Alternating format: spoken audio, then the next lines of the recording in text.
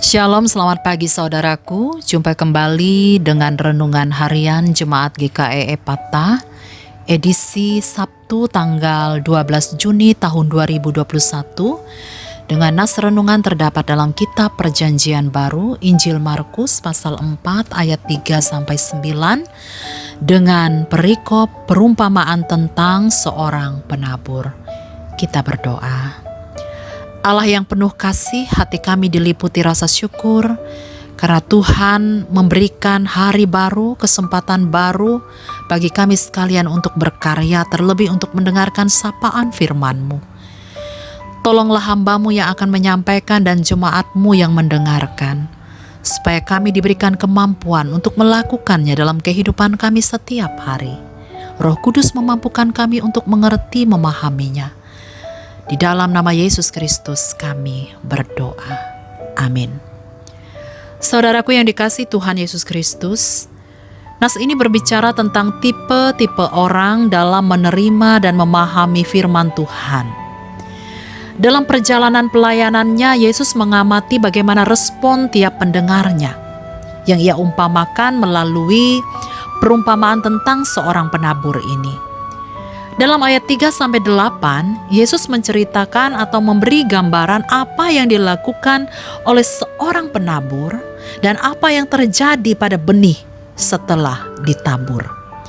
Dalam hal ini saudaraku, Yesus mengumpamakan bahwa si penabur adalah Allah atau orang yang memberitakan firman, dan benih adalah firman itu sendiri. Kemudian di lahan atau tanah seperti apa benih itu ditabur adalah jenis atau tipe-tipe orang atau si penerima firman itu sendiri.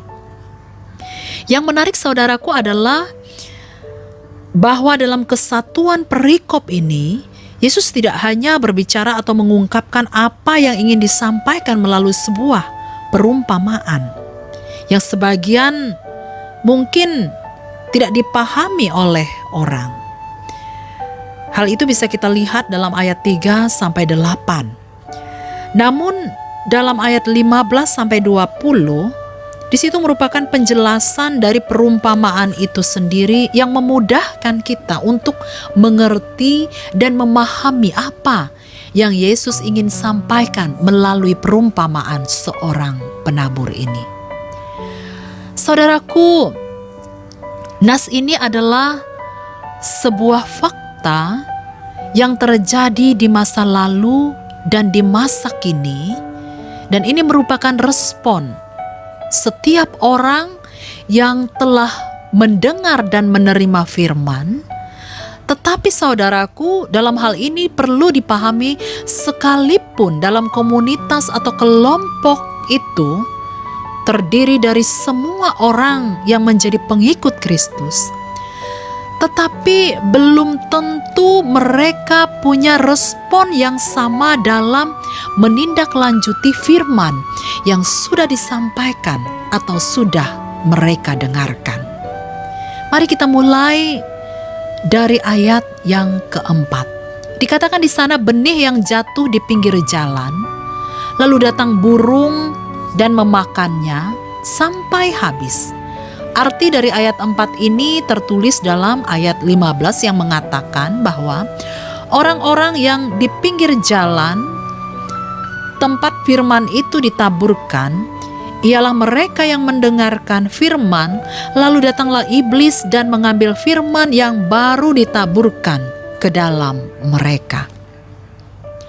Saudaraku, orang yang menerima firman seperti ini adalah tipe orang yang mudah terombang-ambing, orang yang mudah terpengaruh dengan ajaran yang didengarnya bagus, yang menarik hatinya, yang menyenangkan telinganya, kesanalah dia pergi. Namun saudaraku, jangan dikira orang tipe seperti ini akan setia menetap di satu tempat.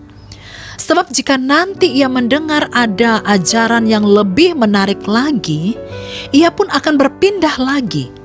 Sehingga tidak ada ketetapan dan ia mudah terpengaruh karena ia tidak punya pendirian.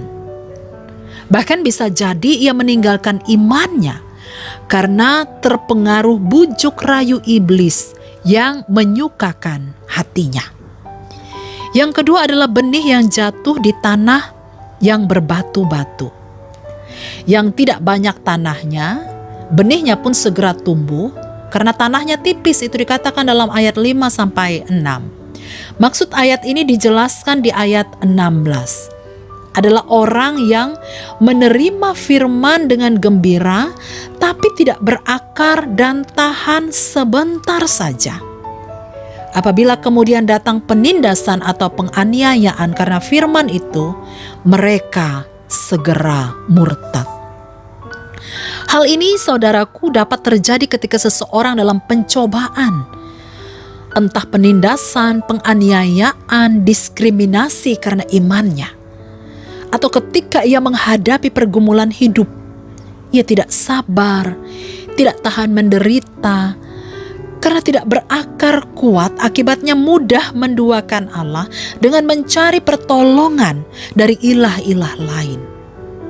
Baginya murtad tidak masalah. Hal ini terjadi karena kurangnya pemahaman dan imannya yang tidak berakar dengan kuat. Yang ketiga adalah ayat 7 merupakan tipe berikutnya. Benih sebagian jatuh di tengah semak duri. Lalu makin besarlah semak itu dan terhimpitlah benih itu sampai mati sehingga ia tidak berbuah. Maksud dari ayat 7 ini terdapat dalam ayat 18. Pendengar firman mendengar firman itu, tapi karena kekhawatiran duniawi, tipu daya, kekayaan, dan keinginan-keinginan lain, sehingga firman itu terhimpit dan tidak berbuah.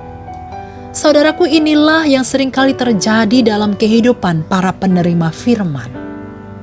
Kesibukan kerja, kekhawatiran akan masa depan, jaminan di hari tua, perbaikan ekonomi, kurang bersyukur, dan selalu merasa kurang, sehingga waktu hanya untuk mengejar kebahagiaan duniawi, dan firman Tuhan diabaikan di nomor sekian. Yang terpenting adalah kerja dan uang.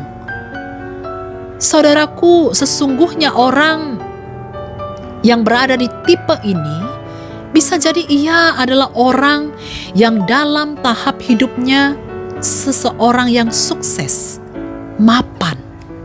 Namun seiring dengan itu bisa jadi ia merasakan kekosongan, kehampaan, kesunyian, dan tidak bahagia.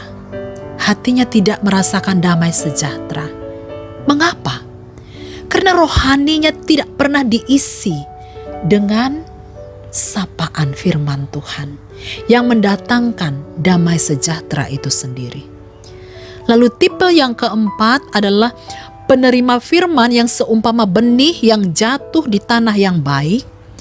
Ia tumbuh dengan suburnya dan berbuah. Hasilnya ada 30 kali lipat, ada 60 kali lipat, dan 100 kali lipat. Maksud ayat ini, saudaraku, dijelaskan di dalam ayat ke-20 dari perikop ini, yaitu orang yang mendengar dan menyambut firman itu lalu berbuah atau melakukannya dan menjadi berkat dan beroleh berkat dari responnya tersebut. Hidupnya akan diberkati persis seperti yang dikatakan dalam Matius pasal 6 ayat 33, berbunyi demikian, "Tetapi carilah dahulu kerajaan Allah dan kebenarannya, maka semuanya itu akan ditambahkan kepadamu." Saudaraku, inilah yang menjadi harapan Yesus yang dicatat oleh Markus. Yesus menginginkan setiap pendengar, penerima firman menindaklanjuti dalam perbuatan. Saudaraku yang dikasihi Tuhan Yesus Kristus, nas ini mau menolong kita untuk mengetahui bagaimana kondisi rohani kita. Menolong kita untuk memeriksa hati kita. Bagaimana tanggapan kita selama ini terhadap firman-Nya? Di tipe manakah kita? Apakah tipe 1, tipe 2, tipe 3, atau tipe 4? Saudaraku, melalui nas ini kita diberi pemahaman bahwa mendengar firman saja tidak cukup. Tapi kita juga wajib dan harus melakukannya. Sekaligus tetap percaya saat ujian hidup datang. Ingatlah akan perkataan Yesus dalam ayat 9 ini. Siapa mempunyai telinga untuk mendengar, hendaklah ia mendengar. Saudaraku, mari kita berjuang melakukan kehendak Tuhan. Dia akan menolong kita. Amin.